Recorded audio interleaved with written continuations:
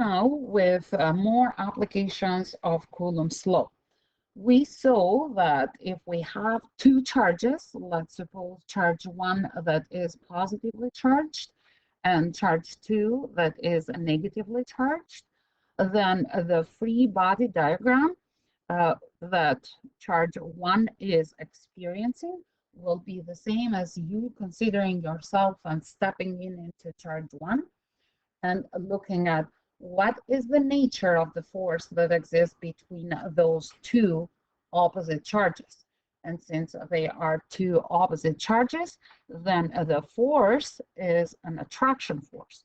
So through the center of those charges, you will draw an imaginary line, and the forces between those two charges will be along that line. If they are attraction, then we'll go toward the other charge, like this way. And if they are repulsion, we'll go pushing it away. So in this case, this will be the electrostatic force that charge 1 is experiencing as a result of the electrostatic force that charge 1 is experiencing as a result of charge 2.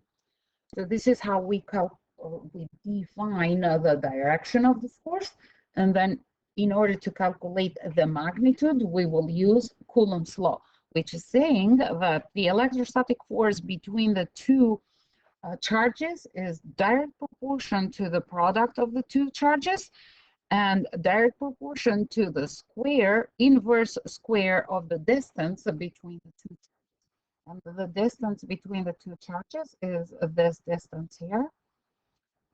It's R. Sometimes even in your data booklet, I think that the distance is with letter D, but it's the same thing. So it's KQ1, Q2 over R squared.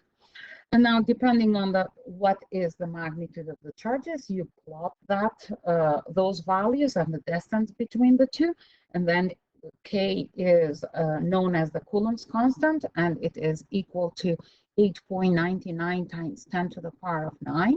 It's one of the constants that you can find in the data booklet. And then you calculate the force that, in this case, is an attraction force between those two charges.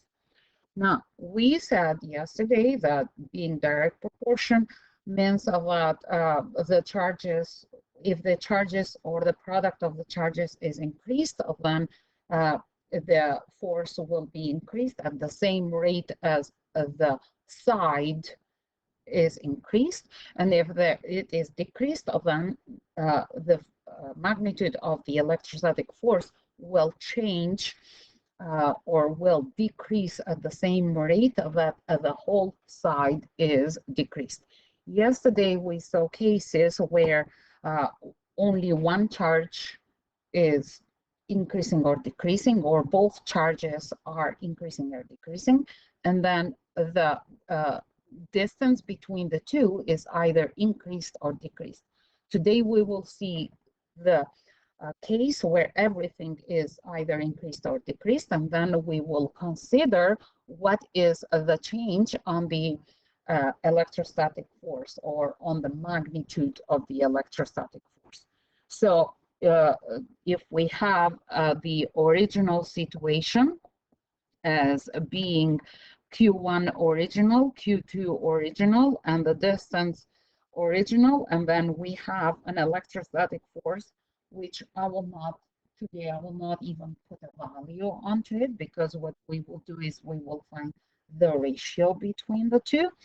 And then the new situation is something like this, that the new charge 1 is 2.8 increase of the original. The new charge 2 is decrease of, and when it is decrease, is dividing of, let's say, 4.8, and then the radius is decrease, again, a decrease of of 5.2. What is the ratio between the new electrostatic force and the original electrostatic force? What is the ratio? And it's the same thing. If the number is given, then you multiply that by the ratio, or if they are asking for the ratio, will be something 3 to 1, 2 to 1, or things like that. So now we'll approach it in the same way as we did yesterday, when we are saying that the electrostatic force, magnitude of it, is calculated as K for the original situation, Q1 original, Q2 original over the distance to the power of 2 original. And for the new one, will be, again, the same kind of formula, the same form of formula, Q1 new, Q2 new, and radius new squared. So now what do we do is we plot all of those ratios that we have for the charges and for the distance into the new force, and then we'll have K. Q1 is 2.8 Q1 original. Q2 is decreased by 4.8, and then the radius is decreased by 5.2, and the whole thing is to the power of 2. And the common mistake, I'm telling you, it's very, very common. The common mistake is that the students do not square root both, but everything is affected by the square root, the original radius and the factor that it is increased or decreased. So on this case, what we will have those numbers here. I will just take the numbers apart and then leave that new force or old force there. So will be 2.8 times 1 over 4.8. The whole thing is divided by 1 over 5.2 to the power of 2. And then we have K, Q1 original, Q2 original over radius original squared, which this is the original force, or whatever was the force. Now, this is, if you have a value, then you plot in the value. In our case, I'm not giving you a value, so you will find the ratio. And now in your calculator, enter this number here, the same way as you see it, and knowing that alpha y, where you can have a fraction, just using that, you can figure out the exact value of all those calculations without even knowing math. But if you want to know math, then you will do something like this. 2.8 over 4.8 times, now you are dividing two fractions, so you will time with the flipped whatever is in the denominator to the power of 2 times, this is the original electrostatic force. So now in your calculator, you will have will be 15.77 times the original electrostatic force. Now, if you have a value for the electrostatic force, then you will multiply that value with 15.7. But the question is not giving you a value, it is asking you to find the ratio. So then what you will do is you will be like the new force over the original electrostatic force will be the same as 15.77 times the original force over the original force. So original force and original force is canceled out. So the ratio is 15.77 to 1. And it's fine to leave it like this. Now what we will see is okay, when we have only two charges, then we know how to calculate the electrostatic force. Okay, but what if we have more than two charges? What will be the how can we calculate the electrostatic force? So this is the case that we will see now, and this is a bunch of questions that we will see for the rest of the this lesson. So we will see that we have a charge 1 here. Let's suppose that is a positively charged sphere. And then we have a charge 2 that is, let's say, negatively charged. And then we have a charge 3 that is positively charged. And just let's put some values for those charges. So let's suppose that charge 1 is a positive 3.20, just 3.20 coulombs. Charge 2 is a negative 5.80, and charge 3 is positive 8.20 coulombs. And the distance between 1 and 2 is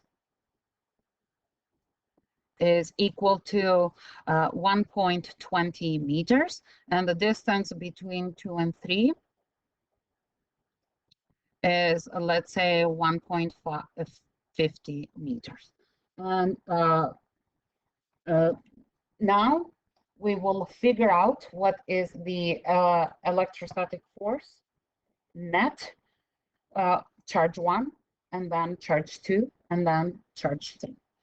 So let's start with the electrostatic force at charge 1. Again, when we are drawing the free body diagram, which this is what we are doing here, we are placing ourselves to the charge. In this case, the charge of our interest is the charge 1. So we are placing ourselves here, and then we are seeing what is the force that exists between charge 1 and charge 2, supposing that charge 3 doesn't exist. Is attraction or is a repulsion? Is attraction, since the two charges are with opposite nature.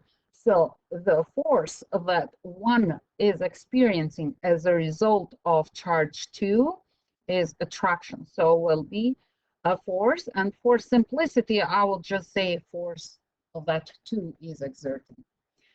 Now, what about the force that charge 1 is experiencing, supposing that charge 2 doesn't exist? Is attraction or is a repulsion? Since the nature of the two charges is the same, then will be repulsion. So this will be the force that 3 is exerting on charge 1. This law, or this principle that I just explained, where we are taking the charges one by one, is known as the superposition principle. So you are considering what is the force that 1 is experiencing as a result of 2, supposing that 3 doesn't exist, and then what is the force that 1 is experiencing as a result of 3, supposing that the charge 2 doesn't exist. Taking the charges one by one in a relation to the charge of your interest is known as the superposition principle. Now, based on Coulomb's law, we can calculate those two forces. And I recommend you to have enough space into your free body diagram so that you can enter more information into it. So this will be K, Q1, Q2 over the distance of between 1 and 2 to the power of 2.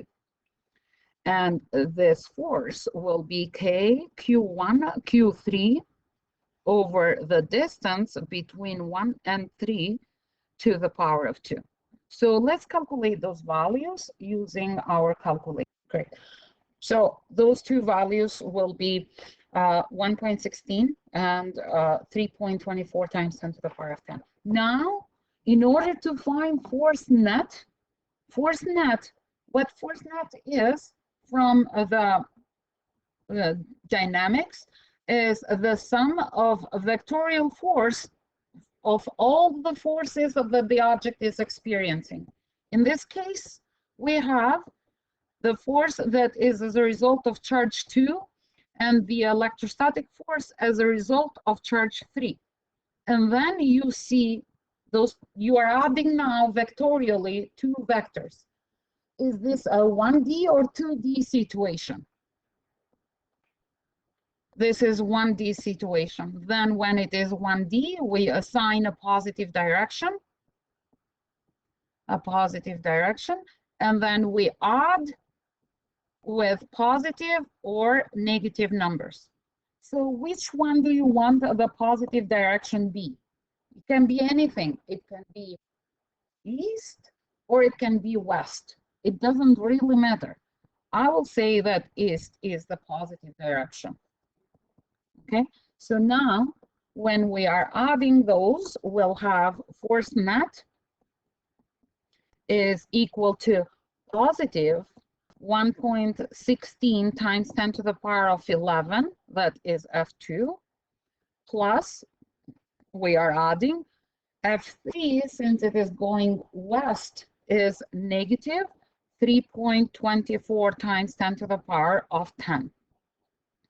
And then force net will be what? Positive, using your calculator, positive what? Positive 8.36, I had a number here from you, times 10 to the power of 10 newtons.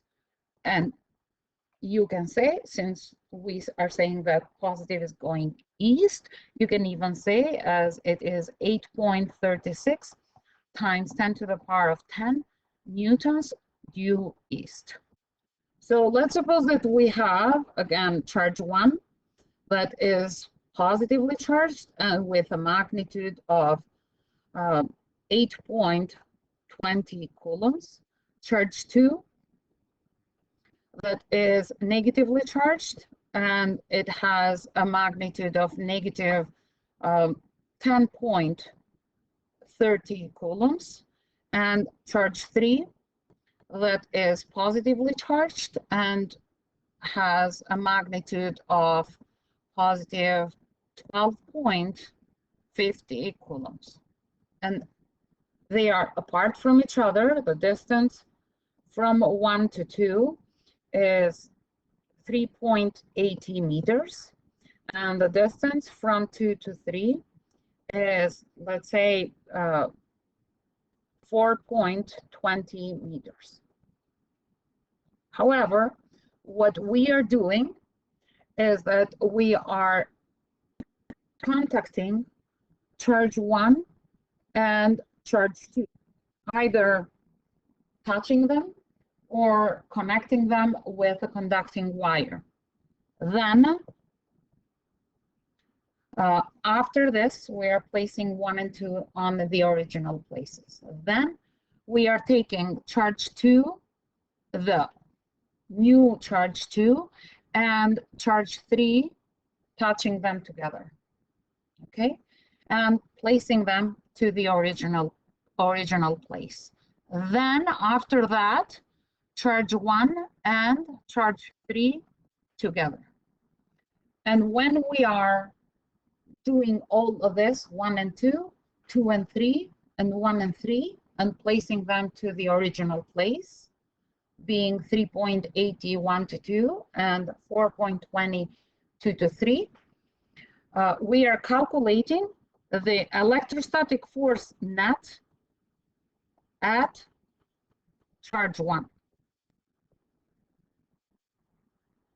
So as we said, the situation is that we have 3 charges, but then what we are doing that are placed at a distance between each other, in our case is 3.8 between 1 and 2 and 4.20 between 2 and 3. And before we calculate the electrostatic force net at Q1, what we will do is we'll put in contact 1 and 2, and then 2 and 3, and then 1 and 3. So what that means is that we will apply the conservation law of charges. So the first step will be 1 and 2 in contact with each other. And when we say in contact, they can be physically in contact with each other or connected with a conducting wire. So when they are in contact with each other, then what we are doing is we are finding the new charges of 1 and 2, magnitude of spheres 1 and 2, as the average of the two charges. So charge 1 was positive 8.2. Charge 2 is negative 10.3. When you add those two together and divide by 2, each of those charges, Q1 and Q2 after the first step, is equal to 1.05. So we put them in contact, and then we place those two charges to the original places. And then, as a step 2, we take the new charge 2 and contact it with the original charge 3.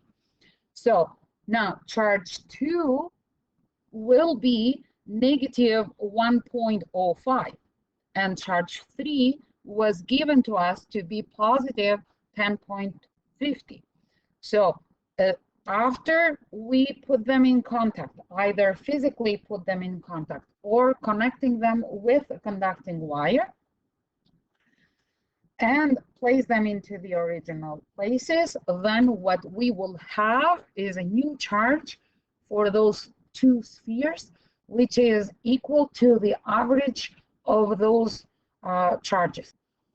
So you will go negative 1.05 plus positive 12.50, and you will have the new charge 2 and 3 as positive 5.75 coulombs.